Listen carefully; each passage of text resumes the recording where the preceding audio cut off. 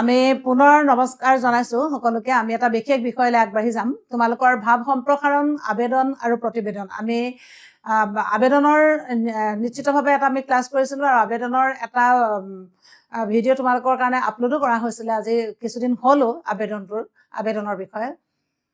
আবেদনখনে তোমালোকে পৰীক্ষাত লিখিবলৈ যত্ন কৰিবা, ষ্টেপ মাৰ্কিং কৰিব, সেইটো তোমালোকৰ সুবিধাজনক কথা। তাৰ লগত তোমালোকৰ দুটা বস্তু আহিব, এটা হৈছে ভাৱ সম্প্ৰসাৰণ আৰু এটা হৈছে প্ৰতিবেদন লিখন। ভাৱ সম্প্ৰসাৰণৰ সম্পৰ্কেও তোমালোকক অৱগত কৰোৱা হৈছে আৰু সেইকাৰণে প্ৰতিবেদন লিখন যিটো বস্তু আছে, যিটো চেপ্টাৰ তোমালোকে ইংৰাজীত লিখিছা ৰিপৰ্ট ৰাইটিং, গতিকে আমি প্ৰতিবেদন কেনেকৈ লিখিম, প্ৰতিবেদন কেনেকৈ লিখিবলৈ হ'লে তোমালোকে এটা কথা মন কৰিবা। মই তোমালোকক বিষয়টো দি দিছো, চাবা। প্ৰতিবেদন লিখন বুলি ক'লে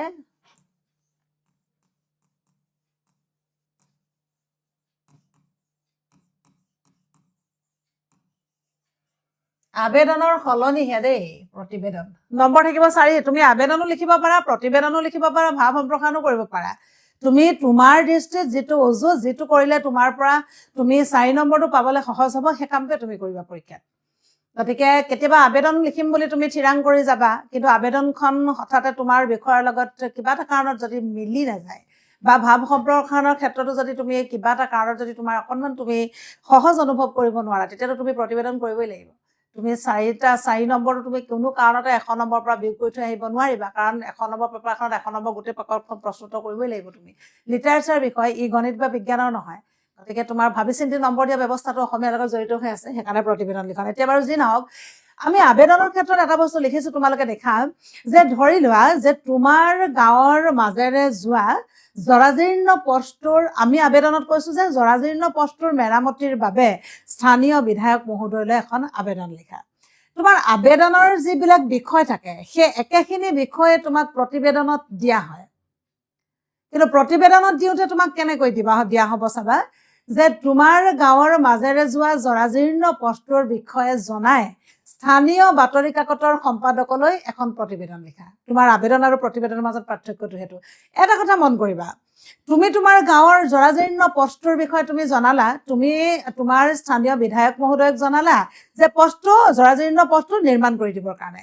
আমি আবেদনত যিকোনো এটা বস্তু, আমি অফিচিয়েল এখন কাগজ, আমি সেই আবেদনখনৰ মাধ্যমেৰে আমি কিবা এটা বস্তু বিচাৰো। কিন্তু যেতিয়া তুমি প্ৰতিবেদন লিখিবা, প্ৰতিবেদন লিখিবলৈ যাওঁতে তুমি সদায় স্থানীয় বাতৰি কাকতৰ সম্পাদকলৈ তুমি প্ৰতিবেদনখন লিখিব লাগিব। ইয়াত ছাবজেক্টৰ খেলি মেলি নাই।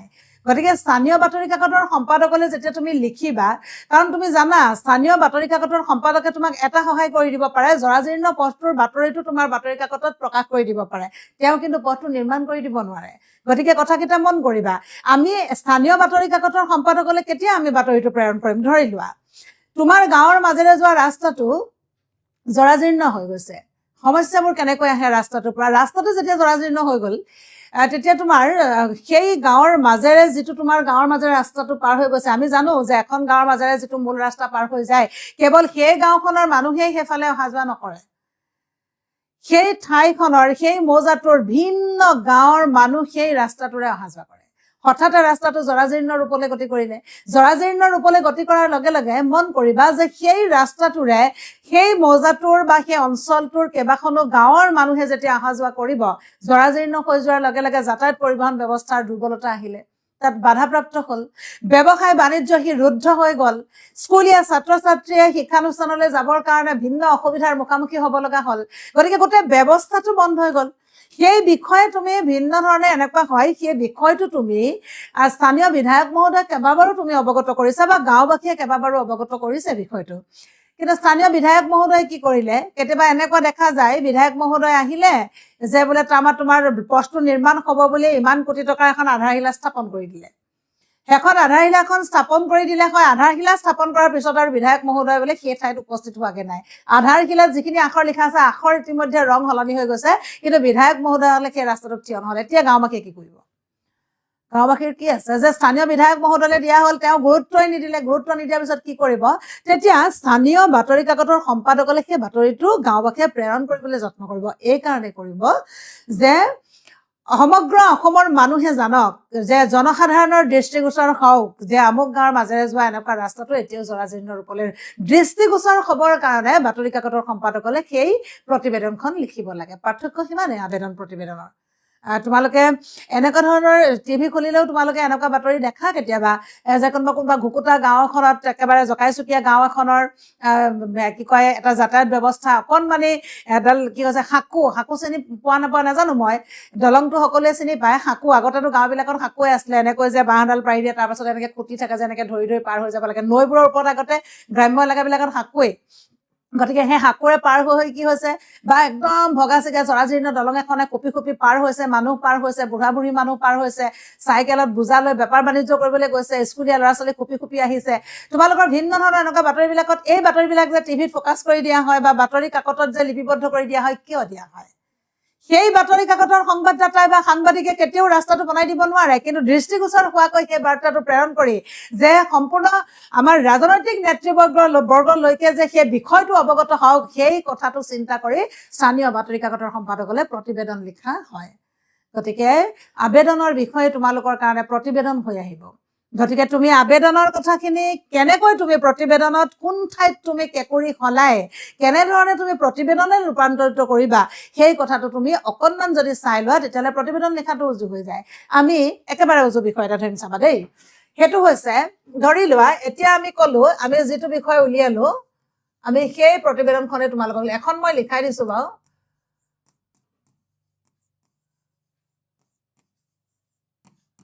তোমাৰ গাঁৱৰ মাজেৰে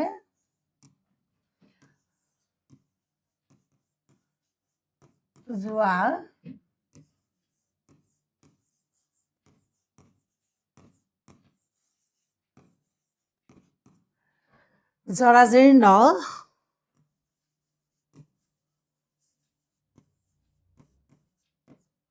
জৰাজীৰ্ণ পথটোৰ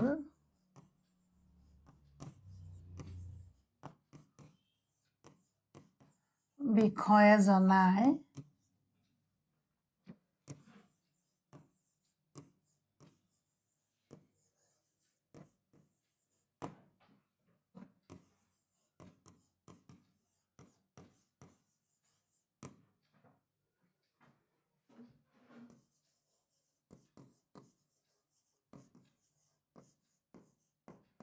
স্থানীয় বাতৰি কাকতৰ সম্পাদকলৈ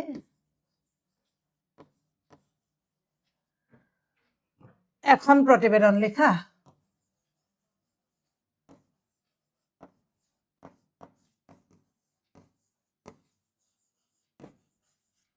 এখন প্ৰতিবেদন লিখা।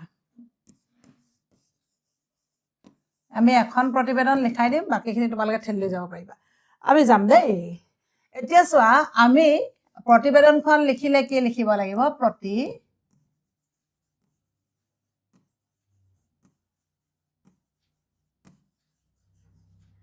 সম্পাদক মহোদয়।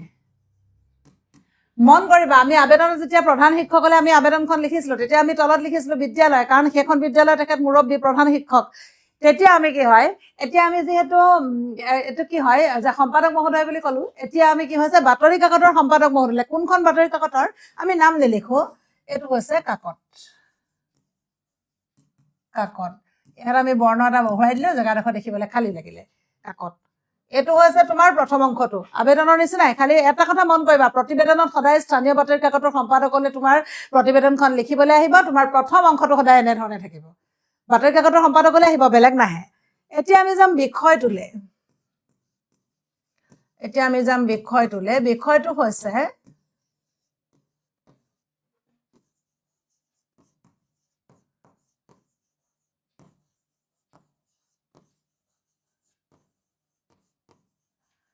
বাতৰি প্ৰকাশৰ বাবে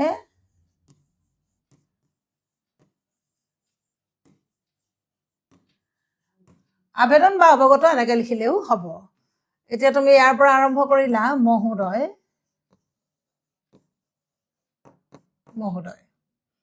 তুমি আৰম্ভ কৰি দিলা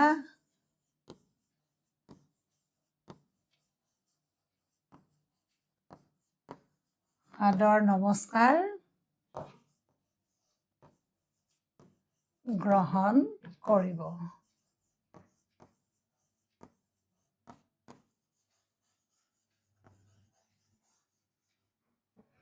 সন্মান সহকাৰে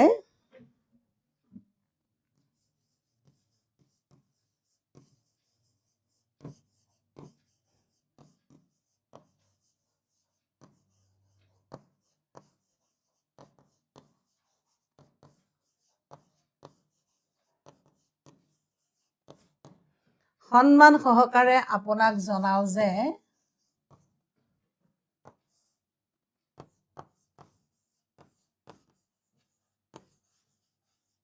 এইটো আমি বহুৱাই দিলো আমি ড্ৰেছ জিলাৰ আমি আবেদনতো লিখিছো সকলোৰে মনত আছে ড্ৰেছ জিলাৰ জিলাৰ মানে জিলাখনৰ নামটো পৰিব ড্ৰেছ জিলাৰ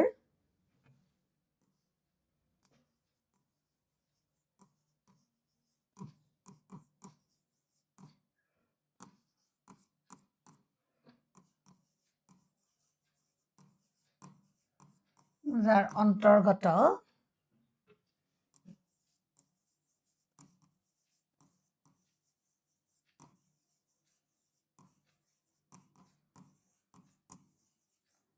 কেইবাখনো গাঁৱৰ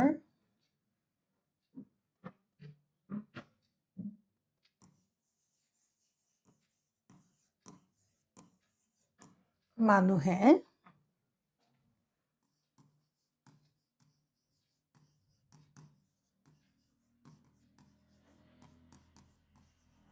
অহা যোৱা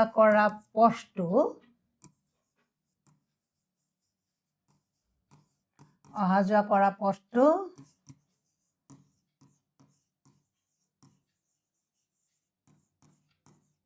ইতিমধ্যে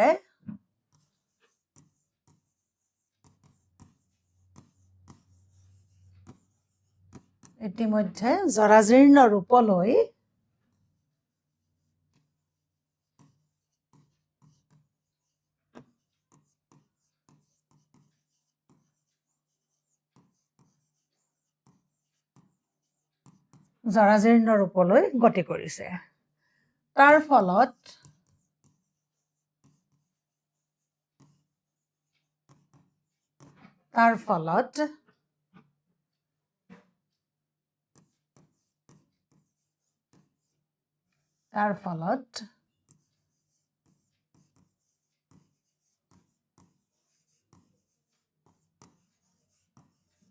তাৰ ফলত জনজীৱনত মানে মানুহৰ জীৱনত জন মানে মানুহ তাৰ ফলত জনজীৱনত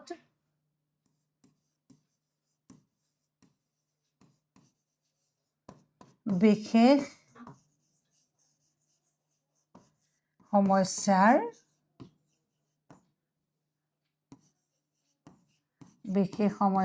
সৃষ্টি হৈছে ব্যৱসায় বাণিজ্য আমি অসমীয়াতে লিখিম বেপাৰ বাণিজ্যৰ লগতে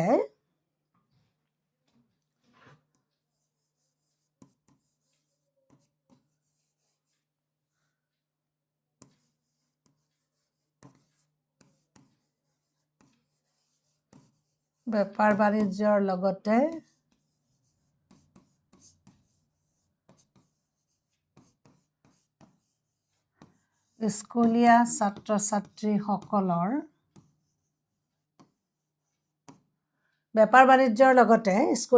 ছাত্ৰীসকলৰ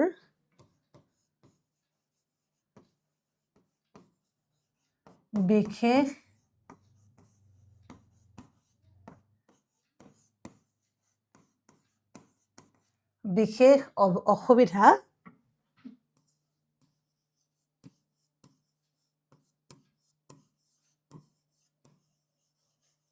হোৱা দেখা গৈছে এইখিনিতে তুমি কেকৰিটো ল'ব লাগিব চাবা দেখা গৈছে উক্ত বিষয়টো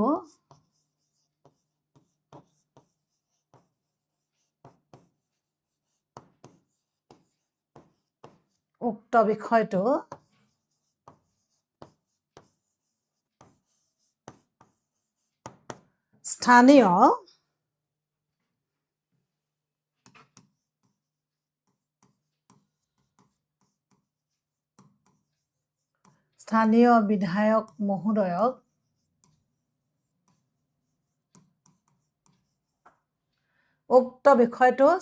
বিধায়ক মহোদয়ক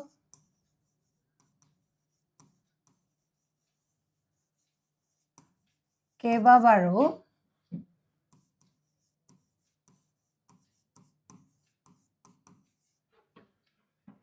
অৱগত কৰা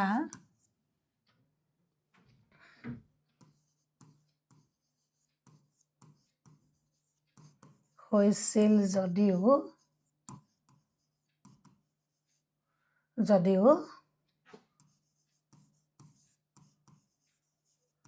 সুফল পোৱা নগ'ল।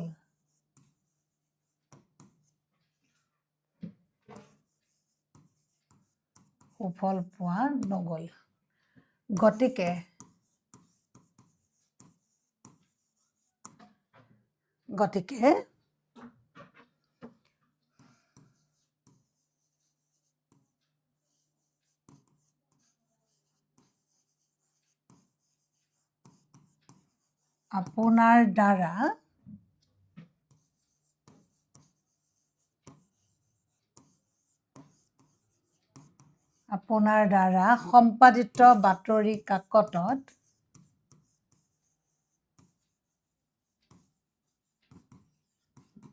আপোনাৰ দ্বাৰা সম্পাদিত বাতৰি কাকতত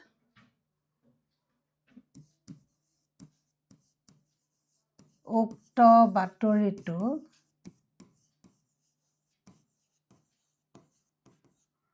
প্ৰকাশ কৰি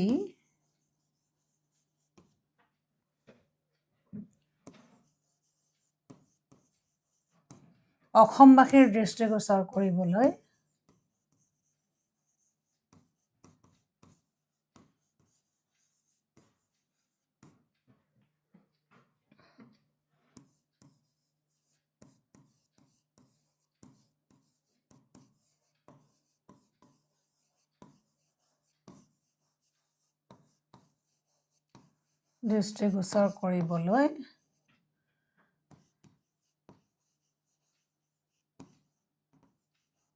আহ্বান জনালো।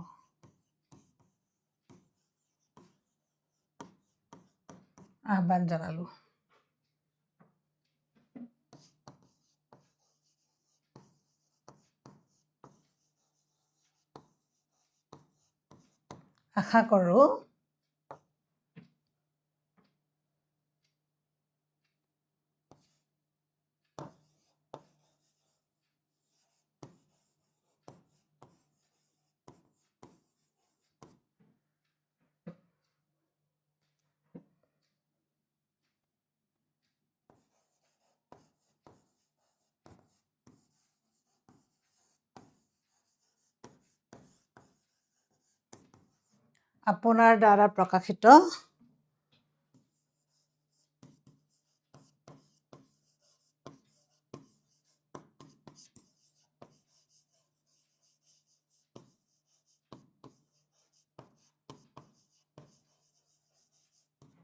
আপোনাৰ দ্বাৰা প্ৰকাশিত বাতৰিয়ে আমাক কৃতাৰ্থ কৰিব। ইয়াত লিখি দিলা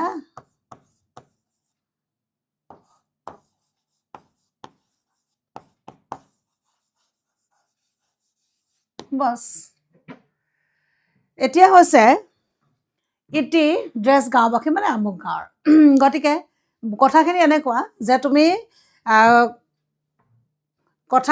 বাতৰি কাকতৰ জৰিয়তে কি কৰিব লাগিব, সম্পাদক মহোদয়ক অৱগত কৰিব লাগিব আৰু তুমি তোমাৰ সমস্যাখিনি অসমবাসীৰ দৃষ্টিগোচৰ হোৱাকৈ প্ৰকাশ কৰিব লাগিব।